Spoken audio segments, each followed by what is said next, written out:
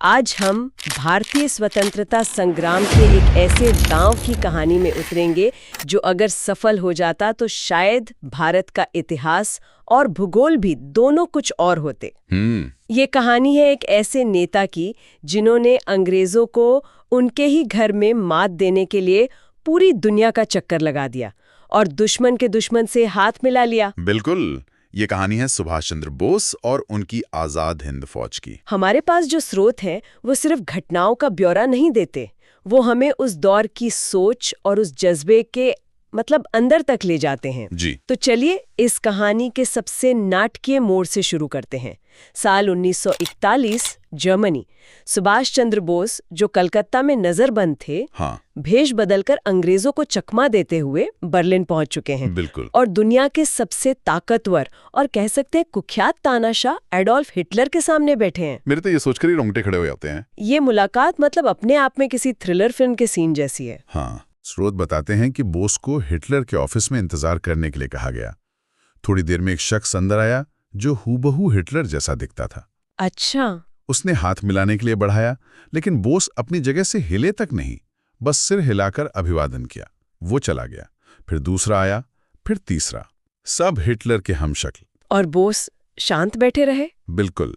और जैसे ही असली हिटलर कमरे में दाखिल हुआ, बोस अपनी कुर्सी से उठ खड़े हुए। और हिटलर हैरान रह गया होगा। बहुत ज्यादा।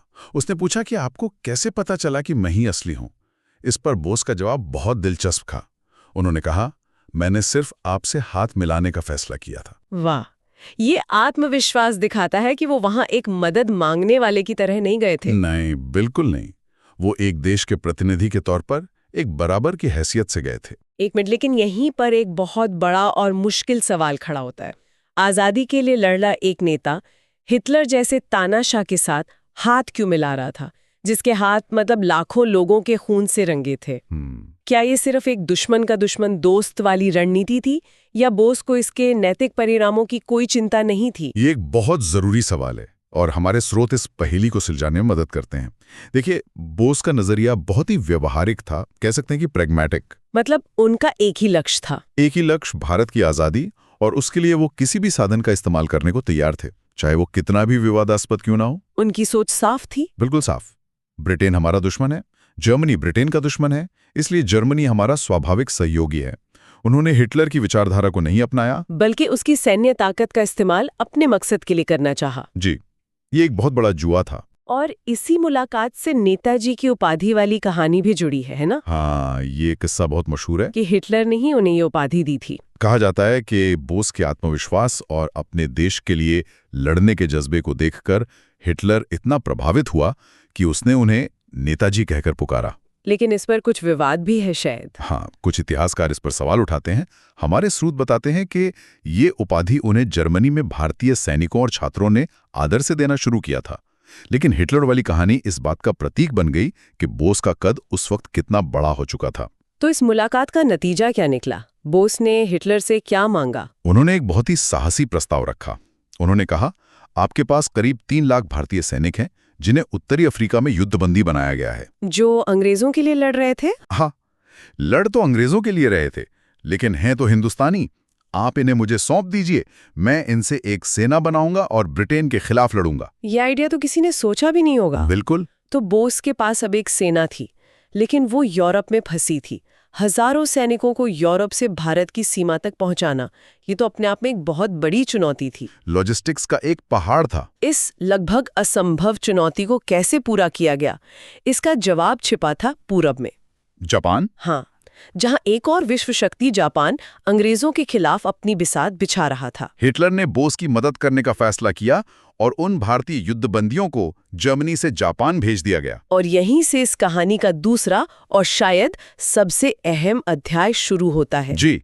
लेकिन जापान ये सब भारत की आजादी के लिए तो नहीं कर रहा होगा, उनके अपने भी तो हित होंगे इसमें। बिल्कुल सही पकड़ा आपने। जापान की मदद के पीछे उनकी अपनी बड़ी रणनीतिक योजना थी।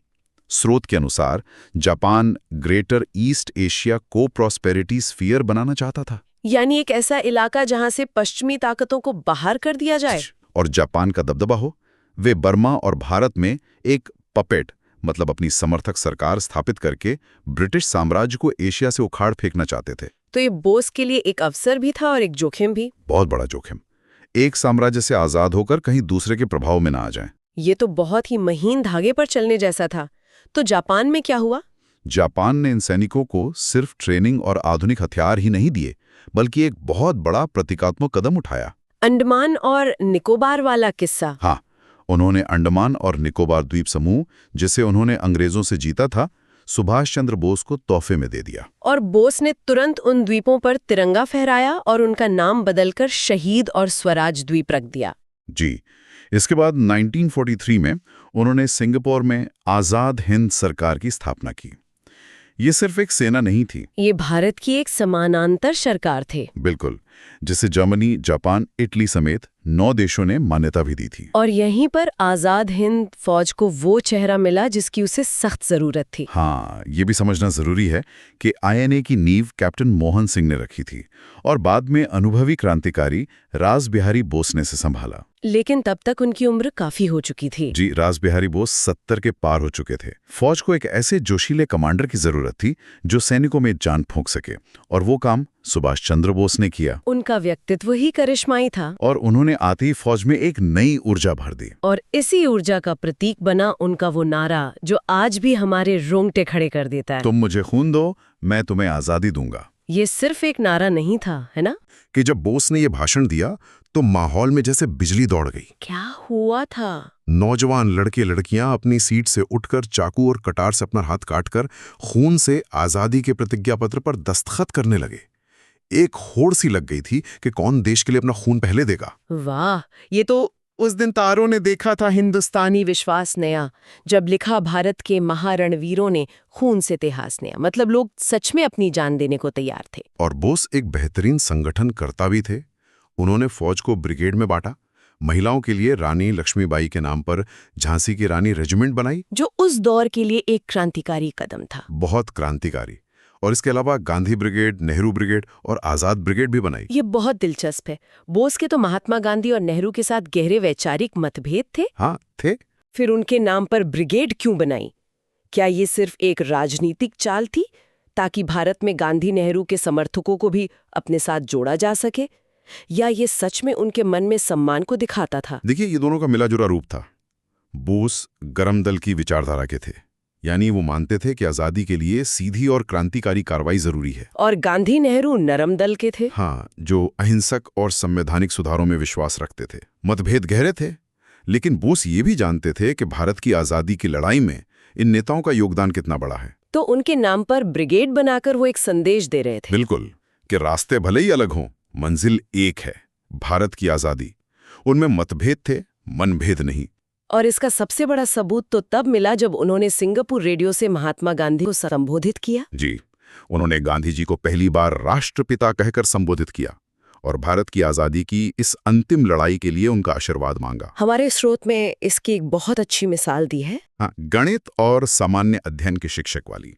दोनों के विषय अलग हैं, पढ़ाने का तरीका अलग है, लेकिन मकसद एक ही है, छात्र को सफल बनाना। बोस का तरीका अलग था, पर लक्ष्य वही था जो गांधी जी का था। तो अब सेना तैयार थी, हथियार थे, जज्बा आसमान पर था और नारा दिया गया, दिल्ली चलो। यहां से जमीनी लड़ाई शुरू होती है। और ये लड़ाई जितनी जोश से शुरू हुई उतनी ही मुश्किल साबित हुई। दिल्ली चलो का नारा देना जितना आसान था, उस पर अमल करना उतना ही मुश्किल। सेना ने बर्मा यानी आज का म्यांमार के रास्ते भारत की ओर बढ़ना शुरू किया। उन्होंने इम्फाल और कोहिमा तक पेशकदमी की और कुछ भारतीय जमीन पर तिरंगा फहरा भी दिया। लेकिन यहीं से हालात बिगड़ने लगे। क्या हुआ वहां? स्रोत में सैनिकों की डायरियों से पता चलता है कि बर्मा के घने जंगलों में उन्हें सिर्फ अंग्रेजों से नहीं बल्कि कुदरत से भी लड़ना पड़ रहा था। मॉनसून की बारिश, बीमारियां, भयानक बारिश, मलेरिया और सबसे बढ़कर भूख। जापानी सेना से जो रसद और हवाई मदद का वादा था वो पूरा नहीं हुआ। सैनिकों के पास न खाने को अनाज था, न लड़ने को पर्याप्त गोला बारूद। वो सिर्फ जज्बे के सहारे लड़ रहे थे।